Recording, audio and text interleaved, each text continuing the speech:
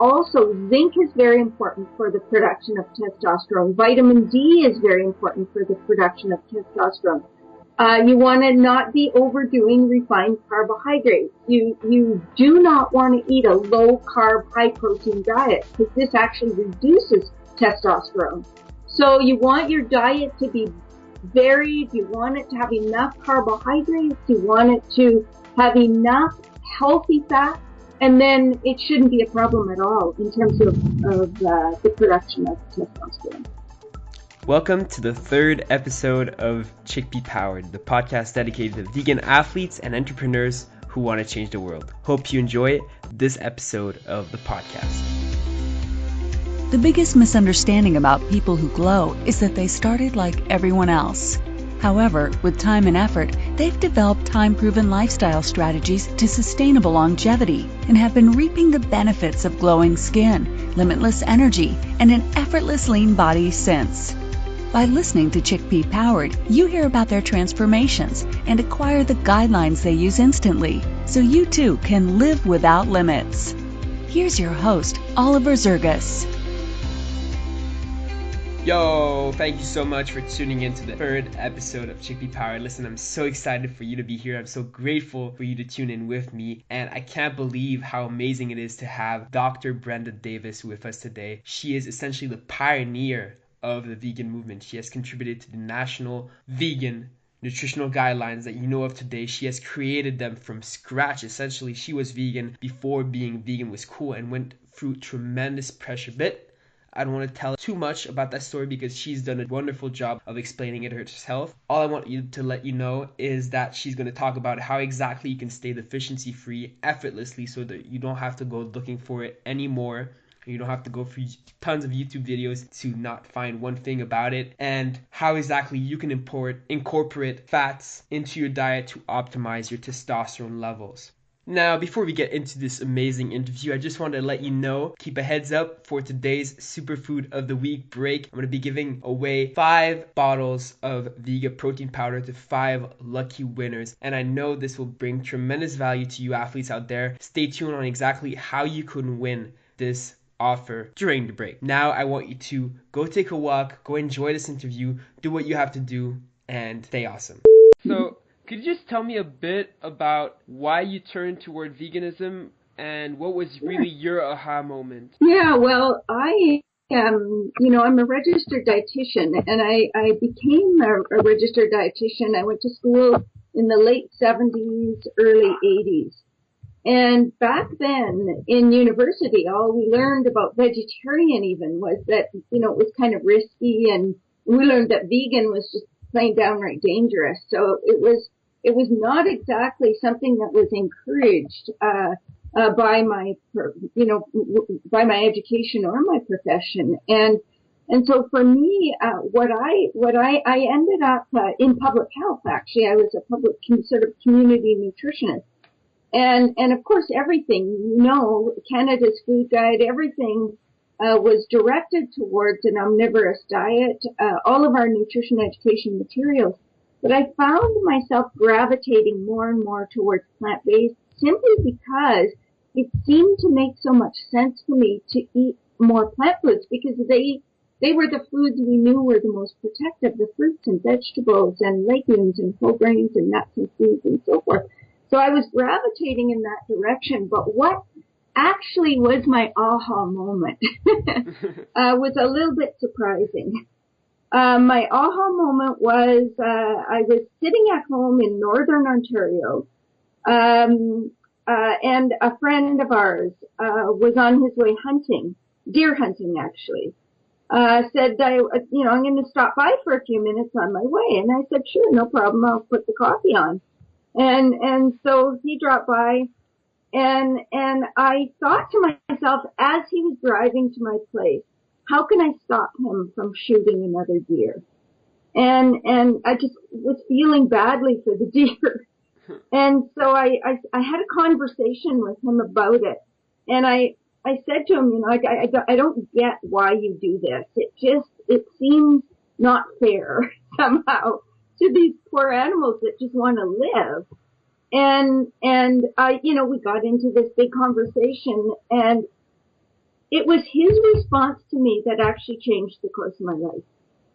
Because he said, just because you don't have the guts to pull the trigger does not mean you are not responsible for the trigger being pulled every time you buy your piece of meat camouflaged in cellophane in the grocery store. Mm-hmm. He said, at least the animals I eat have had a life. You should take a look at, the life that yours have. And so that kind of, it just silenced me. I had no response. It was the first time anyone had ever said, take responsibility for what you're buying out of the grocery store. And I've never thought about it in that way before. But I remember growing up, I was the kid that would pick the worms off the sidewalk so they wouldn't dry up after the rain. Or, I loved animals, and I realized that I had become disconnected from that. And so I decided to start to do a little bit of research into animal agriculture. And I ordered animal agriculture journals and magazines, and I read a few books. And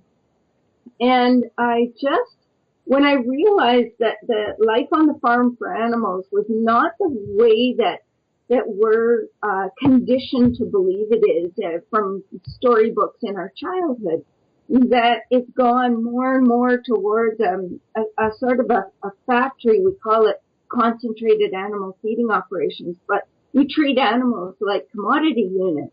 And for me, I couldn't justify doing that. I couldn't justify being a part of a system of cruelty that, to the extent of cruelty that our system is. And so I thought to myself, I'm a dietitian. I can put together a diet that doesn't cause horrible environmental destruction and horrible pain, suffering, and death for other living beings. And so I just thought, I'm done. I was really scared though, Oliver, because I didn't know if I could continue being a dietitian. We're talking, 30 years ago. Mm-hmm. And I didn't know if there were other vegan dietitians on the planet. I didn't know if my organizations that I belong to would just sort of oust me and say, well, you can't be a dietitian if you're not promoting dairy and meat and all of that stuff. But I decided at that point that I really did a lot of soul searching, and I thought, if everybody who understands what I'm beginning to understand just leaves the profession, nothing will ever change. And I thought I have to have the courage to stand up and help people who want to do this. For whatever reason, people that want to go on this path, I have the skills to help them do that properly. And I can help to educate my peers as well. And so that was the route I ended up taking. Wow. So you were among the first that actually put the label on veganism. I would say so. I mean, there definitely were a few dietitians before me, but not, just you could count on one hand for sure. Mm-hmm. Wow. So you were surrounded by people that were saying and telling you that you had to have dairy, you had to have your eggs and meat. And so absolutely. Yeah. So when you were building this diet and all the guidelines, how did you go about it? How did you know what foods would be able to complement a whole and nutritious diet? Well, it was quite a lot of fun. First of all, in 1992, I made a decision with a couple of friends who were on the same path that we would write a book on this topic. And so we had to start researching and to make guidelines. For example, to make the guidelines for essential fatty acids, well, there weren't any for vegetarians. And so I contacted the people who created the national guidelines and said, okay, here's what I'm thinking. Do you think this is reasonable for people who are not eating fish? And so I had the discussions with the leading researchers sort of in the world. And we did the same for protein. We did the same for calcium. We really, we made the phone calls to the leading researchers and had these discussions. And of course, it was a lot of, math. You have to do the math and figure out, okay, how does someone what we tried to do was ensure that whoever was following this kind of pattern would meet the recommended intakes for all of the nutrients. And so we worked from there. And it was interesting because for essential fatty acids, Canada actually had recommendations. The United States didn't have recommendations yet. So when we made our recommendations for omega-3 fatty acids and omega-6 fatty acids, well, the dietitians in the United States thought we were, what are they talking about? Because they didn't even have any recommendations yet. So there were some interesting things that happened. And then when we wrote our first book, we actually had it was called Becoming Vegetarian, and we had a whole chapter called Without Dairy. And so it was how to, create a diet that works without using any dairy products. And the dairy industry went ballistic. It was the first time that they had ever heard a dietitian, a registered dietitian, say that you could survive without cow's milk, and it scared them. And so they actually wrote a 45-page rebuttal to our book and made it available free of charge to every health professional in Canada. And then they took out a full-page ad in our professional journal to try to discredit us. So it was really quite something. And then, it just freaked us right out. But then I realized this is actually a really good thing, because they recognize that this is not a fringy threat. This is coming from registered dietitians, and so it worried them tremendously. But what ended up happening over time is this past year, Vasanto Molina, my writing partner, we've written several of the books I've written have been written with her. I nominated her along with a couple of other dietitians for the highest award from Dietitians of Canada. Vasanto's 76 years old now, and we just felt like the culmination of her career, she deserves this kind of recognition.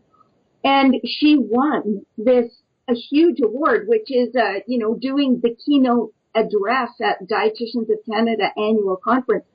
And at the end of that presentation, one of the people responsible for allowing that ad to go in our professional journal that was trying to discredit us, almost 30 years ago or whatever it was, actually apologized and said it was really not the right decision to make, and I'm really sorry it happened. So it's just amazing, because 30 years ago we were sort of under fire, and after many years of hard work, we're not only accepted in the profession, but we're viewed as pioneers and leaders, and it's just really encouraging. And it's encouraging for young people who are wanting to go into this field of nutrition, that there's a place for them, and they're needed, really needed. The more, the merrier. People that are on the plant-based wavelength, just if you're interested in dietetics, just do it. Yo, perfect. Okay, as promised, if you head out to chickpeapower.com, enter your email and your name, within 30 days, you have 30 days to complete the challenge. I will pick 5 lucky winners from all the people who put in their email and their name, and I will send them each a Vega protein powder of their choice. Personally, I love Vega. It's the protein powder that I choose because it's affordable, it's filled with probiotics, so you absorb the protein better, and it has a complete amino acid profile. I just love what they do, and that's what I stand for. This is not an affiliate link, this is just me giving away what I take and just sharing it with you. Also, I want to invite you to go head out to Gusta Cheeses. If you're in Montreal and you haven't checked out Gusta Cheeses, you're missing out. They make the best vegan cheese I have ever tasted. They're in Montreal, they're local. At Marché Jean Talon, I will pop everything you need to know in the description down below. And without further ado, I just want to bring you love, and I'm just rambling, but it's alright. So head out on to chickpeapowered.com and go get your protein powder. So you mentioned your book. What's it called? Well, I've written 9 books. And so the first book was Becoming Vegetarian, and then we did a new Becoming Vegetarian. I did Defeating Diabetes, and then we did Becoming Raw, we did first Becoming Vegan, which was a kind of a classic in 2003, then Becoming Raw, the Raw Food Revolution. And then we did, the last two books were Becoming Vegan Express and Becoming Vegan Comprehensive Edition. So the Comprehensive is a 600-page book and the Express Edition is a 300-page book. And so these books are really the guidebooks. So if you want to do a vegan diet, or even just a plant-based where, you're not completely vegan, these books provide everything you need to know about every nutrient, every stage of the life cycle: pregnancy, lactation, infancy, childhood, being a senior and vegan, athletes, underweight, overweight, eating disorders. They're just comprehensive books that will help you to answer every question you have about plant-based nutrition. And also probably in the books you also put in the hurdles you tried to jump that were a bit hard for you to overcome during your transition. Yeah, well, for us, we don't go into our own personal journey so much, but definitely do address challenges for people that are making this journey. Absolutely. What are the main challenges you see? Well, the main challenges I see are just, there are a lot of myths about, about being vegan, for example. Some people think that, vegan diets are really risky, especially for children, especially for, if you're in your growing years, or for pregnant women and so on. And so the one thing that I would tell everyone, if they're facing that challenge where they're getting people saying, well, you can't do this because whatever it is, it's a small child you're feeding, or you're pregnant, or whatever. There is a document called the position paper on vegetarian diets by the Academy of Nutrition and Dietetics. It's free online, and it is probably, I would say, the most important paper on vegetarian and vegan nutrition for health professionals. And so it goes through, the stages of the life cycle and the nutrients and so forth. And so and basically what it states is that vegan diets are safe and adequate at every stage of the life cycle if they're appropriately planned. And here's how to appropriately plan them. Now that's what our books do, but they're much, much longer and more detailed. Whereas this position paper, because it's the largest mainstream nutrition organization on the planet, their position papers are very reputable. They are accepted by medical organizations and used by many health organizations throughout the world. So this is something you could bring to your doctor and say, here's the latest position paper. And they would, I'm sure, appreciate that and to get some guidance. And the other stumbling blocks are, I think a lot of people who become vegan because they're interested in animals and they don't want to be contributing to animal suffering. Some people become vegan because of ecological concerns and they just want to leave a softer footprint on the planet. People that are going vegan for reasons that are apart from health sometimes end up, just eating vegan junk food. They're eating vegan fast food. They're eating, all of the sort of regular foods, but vegan versions of those foods. And sometimes their diet won't necessarily be optimal. Chips and soda are vegan. And so people can eat a lot of junk food and say, I'm vegan, and they're not going to achieve optimal health, and they can end up with nutritional deficiencies. And so it's really important that if you're doing it for those reasons, what you need to realize is that if you blow it and you end up sick or nutritionally deficient, you are exhibit number one for why people are justified in eating meat. Everybody's going to look at you and say, well, obviously a vegan diet doesn't work. And so they'll say, well, there we go. Obviously we have to eat meat and drink milk. And so if you really want to stop animal suffering, you need to be a strong example of vegan. You need to make sure that you're healthy. I think we've all heard a bit about peanut butter and jelly sandwich vegan, the one Yes. that just cuts out dairy, cuts out meat, cuts out eggs, and just ends up eating bread and peanut butter. And I think nobody ever said it better than you, or at least what I've heard. Oh, well, thank you. And I believe that so much. It's, quite often you're the only vegan the people around you have ever met. You are, basically vegan will be judged by what you look like, how energetic you are, how fit you are. If you're a sickly vegan, you're proof that everybody around you is justified in eating meat. Mm-hmm. So, I mean, and I'm not trying to guilt people, but I think it's important that you're a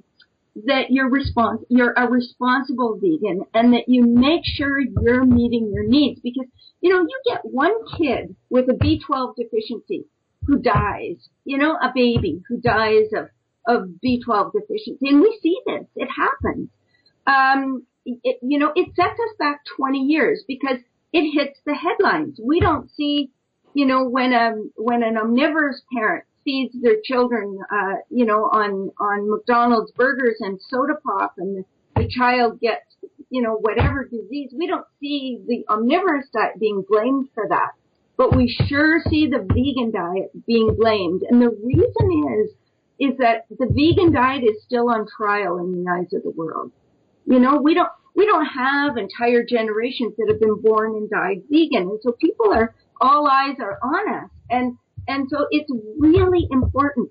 Not just, obviously for that child, we don't ever want to see a child die or become very ill because, end up with irreversible brain damage because, of a B12 deficiency, for example. We just need to educate ourselves well enough to make sure that never happens. Because if you care about the animals, if you care about the environment, that sets us back 20 years. Mm-hmm. And so how can I, as a vegan, as a responsible vegan, make sure I'm on optimal health and I'm having all the adequate nutrition? Well, that's why we wrote the books, is that very reason. If you want an express, easy version, we've got the express edition of Becoming Vegan. If you want all the details and all the reference, we've got the comprehensive. But to put it in a nutshell, basically, you want to make sure, so let's say just to give you some easy guidelines, you want to make sure that you're eating, a wide variety of healthy foods. So you're not eating peanut butter and jelly, sandwiches, 3 meals a day. You're eating a variety of colorful whole plant foods. So you want to be eating, 9 or 10 at least servings of vegetables and fruits a day. You want to be eating probably about 3 servings of legumes. And it doesn't all have to just be beans. It can be tofu or tempeh. It can be, veggie meat if you so desire. And then you want, grains to me are what you vary according to your energy needs. So if you need a lot of calories, you're an athlete, you might be having 12 or 14 servings a day. If you're a senior lady who doesn't burn a lot of calories, you might be having 3. So it varies according to your energy needs. And then you want at least 1 or 2 servings of nuts and seeds a day to get your essential fatty acids and so on. And then once you've done all of that and you're eating this wide variety of wonderful, colorful, whole plant foods, then you need to look at the nutrients you might not get enough of even if you do all of that. So the nutrients of concern are vitamin B12. If you eat fortified foods, you may get enough. So let's say you're eating veggie meats that are fortified with B12, cereals, non-dairy beverages that are fortified with B12. You may get enough vitamin B12. So you might need, 10 milligrams or, at least 4 milligrams from those sources in 2 or 3 servings throughout the day. But if you're not doing that, then you need to take a vitamin B12 supplement. And of course, the other source is nutritional yeast. Some of them are fortified, are sort of grown on a B12 medium, and so you can use that as well. But if you don't do that, then you want to be taking 1,000 micrograms at least twice a week. And it's cheap, it's easy, and it covers you. What a lot of people don't realize is the National Institutes of Health which set the recommendations for the United States and Canada both, they actually recommend that everyone over 50 years of age do the same thing, that you do not rely on meat and dairy for B12, because once you reach that age, the amount of acid in your stomach and the production of enzymes sometimes isn't sufficient to cleave the B12 off of the protein it's bound to in animal foods. So they recommend for everyone over 50, you rely on fortified foods and B12 supplements. So it's not just vegan. So I think that's important to know as well. And then the other thing is vitamin D. And if you live in a climate where you get plenty of sunshine and you're exposed to the sunshine, then you probably don't have to worry about it too much. But if you live in a climate like we who live in Canada or northern United States, a lot of people in Europe, where you don't, aren't exposed to warm sunshine year round. So in Canada, it's at least 6 months of the year we don't make any or very little vitamin D. So we need to have a supplement of vitamin D. And then iodine is one that is more of a concern in Europe than it is in Canada and the United States. The amount in food varies with the soil content. And so there are some soils in Europe that are quite poor in iodine. And so iodine, if you're using some seaweed, it's probably not an issue. But certainly, if you're eating a very whole food diet and you're not using iodized salt and you're not eating seaweed, then you need to think about your sources of iodine and maybe you take a supplement. Mm-hmm. So then, if I, as a vegan, I apply all these guidelines, I should obtain optimal health. Absolutely. The only other thing that I would say you need to think about a little bit is, certainly you need to think about all of the nutrients, the protein, iron, zinc, all of that stuff. But the other one that you may not get enough of doing what I said is omega-3 fatty acids. And so if your 1 or 2 servings of nuts and seeds don't include omega-3 rich seeds, then it could be a problem. So what you need to do there is include chia seeds, flax seeds, hemp seeds, walnuts. These are sources of omega-3 fatty acids. And if your diet is really good, you should be able to convert those omega-3s into the longer chain omega-3s you get from fish and eggs where the chickens have been fed the flaxseed or fish. So you'll get you'll get to make these fats in your body. But if you have hypertension or diabetes or you for whatever reason don't convert very well, there's another option. And the other option is a lot of people don't realize that fish actually don't make EPA and DHA, these long chain omega-3s. They get them from plants at some point along the food chain. They're tiny little plants in the ocean called microalgae. And the microalgae is what makes EPA and DHA. So that's where the fish get them, but we can get them from there too. And without raping the oceans, we can actually culture DHA, EPA rich microalgae. And then, it's sold in supplement form and it's very available and it's not that expensive anymore. It used to be.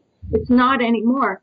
And you can take direct sources of these long chain omega-3s, that way. And it's probably not a bad idea to have, 1 or 2 supplements a week, for example, just to kind of top up your levels. Okay, so it's really not that hard. It's essentially make sure you get adequate B12 from fortified sources or get a supplement. Yeah. Then make sure your food is colorful and varied and whole. Yeah. And then get enough sun, so exposure to sun, or get a vitamin D supplement if you're in Nordic countries like Canada and during the winter the sun is not always out there. And of course, make sure you get omega-3 fatty acids through nuts like walnuts, chia seeds, flax seeds, and hemp seeds. Right on. Because I read your book. Yeah.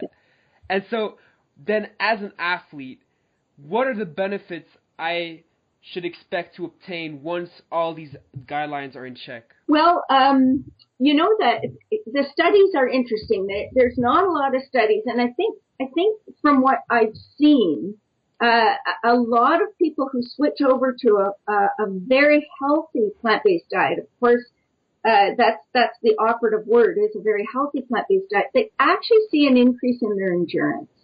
And so we see a lot of endurance athletes eating more plant-based because it improves their sort of glycogen stores and their ability just long endurance sports. And I think it's partly because their antioxidant status is better. Their diet is naturally an anti-inflammatory diet. And so it's beneficial in those ways. But to be honest, if you look at the research, plant-based diets haven't been shown to be particularly detrimental or particularly beneficial to athletic performance from what I can see in the literature. So I don't think people can expect to all of a sudden, break all the records, although I do know people that's happened for, where they've been stuck and they go plant-based and their performance just improves dramatically. And I think it's because of those things. They have better glycogen stores, they have less inflammation, they have less oxidative stress. And so I think in some cases, and of course it would depend how bad your omnivorous diet is. If you're eating a really good omnivorous diet, you're eating a lot of fruits and vegetables, and you're eating your whole grains and legumes and all of that with just a little bit of some sort of animal product mixed in, you may not notice a huge difference. Whereas someone who's eating a sort of low carb, high fat, high animal, protein diet may notice quite a substantial difference. So it really depends where you're coming from. Mm-hmm. And the quality of the protein is still the same, if not better, between animal and plant?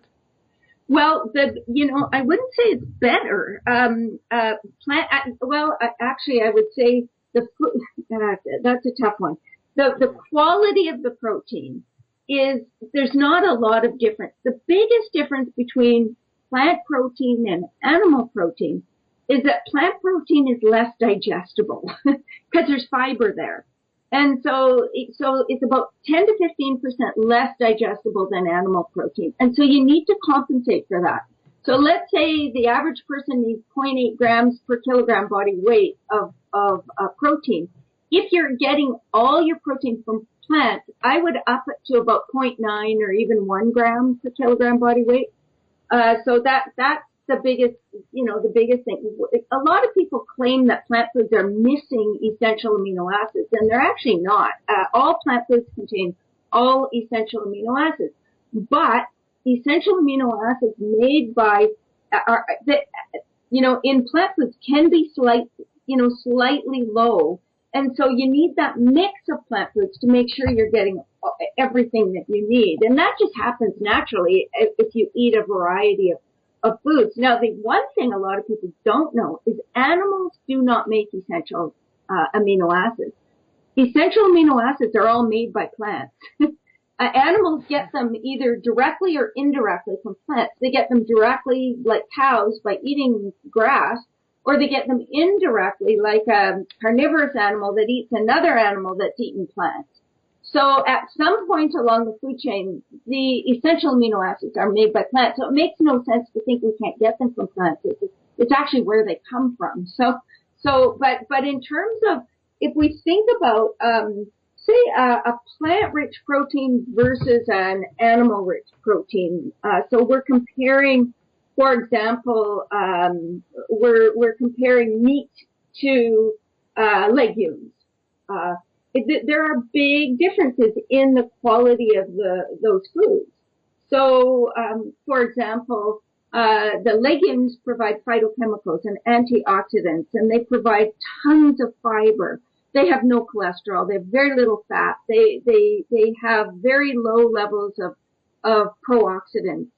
It just goes on and on. Whereas meat, high levels of environmental contaminants, a lot of saturated fat, a lot of cholesterol, new 5-GC, which is a pro-inflammatory molecule, carnitine, which can get converted to TMAO. Meat doesn't support a very good, healthy gut microbiome. Beans do. They're just, and it goes on and on and on. And so there are many advantages from a nutritional perspective to be getting your protein from plant foods. But the actual quality of the protein is, that's a whole different argument. Mm-hmm. So you're giving away something. You're giving away protein assimilation for a better, whole-rounded food. Exactly, and a healthier food, and one that will reduce your risk of disease and all of that. And certainly the digestibility issue it's not a huge issue because we tend to get plenty of protein anyway. So if we digest 10 or 15% less, it's not a huge issue. It just means we need to eat a tiny bit more, that's all. Uh-huh. But then, eating all those plants, isn't that a lot of carbs? Is there not issue? Because I know a lot of people, at least that have done little to no research, are concerned with having higher amounts of carbs in their diet. And you as a nutritionist or a dietitian, do you think there's an issue with that? Yeah, I'm so glad you asked that question because, we've kind of made carbs the bad guy of the decade in terms of nutrition and in the general sort of population, people think carbs bad. Well, the reason for that is that probably 90% of the carbs that people eat in North America anyway, especially in the United States, are refined and processed. And so when you take a good healthy plant food and you remove everything of value to human health before you eat it, it's not good. So let's say you take something like wheat and you remove the bran and the germ and you're left with this white flour stuff. You don't just eat the bowl of white flour. Before you eat it, you add fat and sugar and salt and all, preservatives and colors and whatever to make the cookies and the cakes and the breads and so on. And when your carbs come from these sources where you strip them of nutrients and you add a bunch of crap to them before you eat them, they are going to be harmful to health. And that's all there is to it. So what people, they label all carbohydrates with this big black brush just because it's all they know. That's the only, the carbohydrates they're familiar with.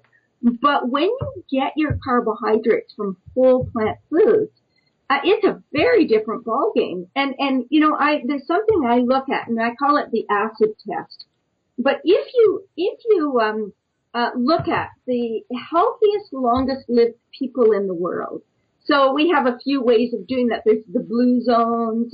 John Robbins wrote a book called Healthy at 100 and looked at the Vilcabambans and the Abkhazians and all of these different groups. But the blue zones, if you look at the blue zones, Okinawa and, Sardinia, Italy, the people in Icaria, Greece, and Loma Linda, California, and the Nicoya Peninsula of Costa Rica, if you look at these people and you say, well, I wonder how many carbohydrates they eat. Well, the range is about 50% of calories to about 80% of calories. And these are the healthiest, longest-lived people on the planet. If carbohydrates were so bad for you, probably the healthiest, longest-lived people on the planet wouldn't be eating most of their calories from that source. They wouldn't be the longest-lived people on the planet.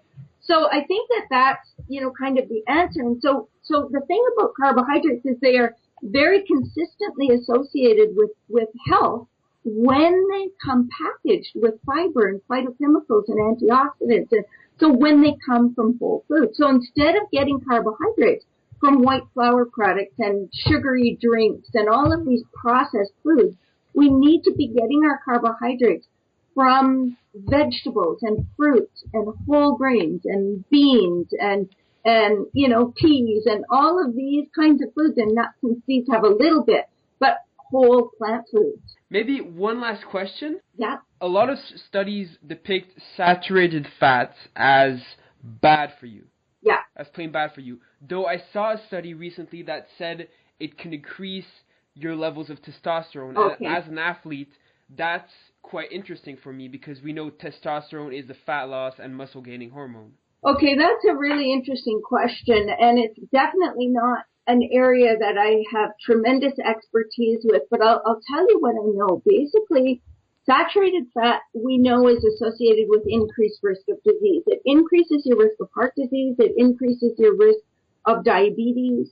It may also increase your risk of some types of cancer. So, but a lot of the information on saturated fat and disease risk is associated with saturated fat coming from animal products. Now, the thing to know is that every food that contains fat contains a mix of saturated fat, monounsaturated fat, and polyunsaturated fat. So there's nothing in the plant world that contains fat that doesn't have saturated fat. So, for example, olives, maybe 14% of calories are from saturated fat. So yeah, there's saturated fat in all plant foods. So if saturated, there's no question that testosterone is a hormone that is made from, you need some fat to be able to build testosterone or any other of our hormones. And it is true that saturated fat is more strongly associated with production of testosterone than polyunsaturated fat. Monounsaturated fat is kind of in between. It also promotes the formation of testosterone. So I think what people need to do is balance. It's like the whole vitamin D thing where you have to balance your exposure to sun with your risk of skin cancer. It's the same with saturated fat. You want to balance your needs and to produce enough hormones, but not to overdo it so you're increasing your risk of disease. And so, in fact, there have been studies that have shown that vegans actually, their production of testosterone is actually quite good. And so one of the things I think people need to be aware of is that, yes, you need a little bit of saturated fat, but you'll get that if you eat a good mixed diet. So if you include some avocado and some nuts and seeds and, some of these higher fat plant foods, it's really not a problem. You'll get probably 6 or 7, maybe between 4 and 7% of your calories from saturated fat, which I think is really very, very reasonable and will not increase your risk of disease. But what you need to understand too is it's not just about saturated fat. And I guess people may be interested, well, what percentage of calories should come from fat? And I would say, again, it varies according to your health risk and to your calorie needs. So if you are eating 4,000 calories a day, you can afford to eat a little more saturated fat than if you're eating, 1,600 calories a day, obviously. So, but the other thing to note is that, so I actually, getting back to what I was saying, I would say probably for athletes, you want to be looking at 20% of calories from fat or slightly more, but make sure that the fat is coming from healthy sources. And it also, zinc is very important for the production of testosterone. Vitamin D is very important for the production of testosterone. You want to not be overdoing refined carbohydrates. You do not want to eat a low carb, high protein diet because this actually reduces testosterone. So you want your diet to be varied. You want it to have enough carbohydrates. You want it to have enough healthy fat. And then it shouldn't be a problem at all in terms of the production of testosterone. Mm-hmm. Thank you so much for that. Thank you. So how can people support what you do? You know what? I would say mainly just to be an informed vegan. I would love it if they would read these books. The Express edition for the brief and the Becoming Vegan Comprehensive edition for those that want references and details. And to get the copy of that Academy of Nutrition and Dietetics position paper, share it, inform people, and never be shy about asking for a vegan option in a restaurant or a grocery store. To just make being vegan more mainstream, make it easier, make it fun. Don't make it something. Try not to preach to people. I think it's really, really important that we just set an example of great health and great joy, and to be, a fun person to be around. You want to make this lifestyle appealing, or you just chase people away.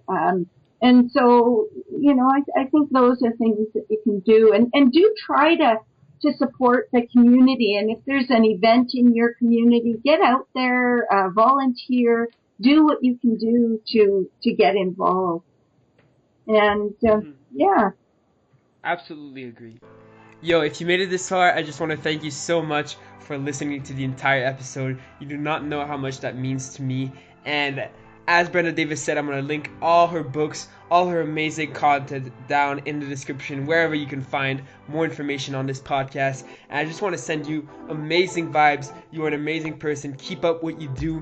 You do not know how much you are helping. Even if you're just vegan and you're sticking to yourself, you are helping so much, and I just want to thank you so much for being part of this community. Okay, I said thank you enough. Just peace. If you want to support the channel, please consider subscribing to me on Spotify, and stay tuned for new episodes every week.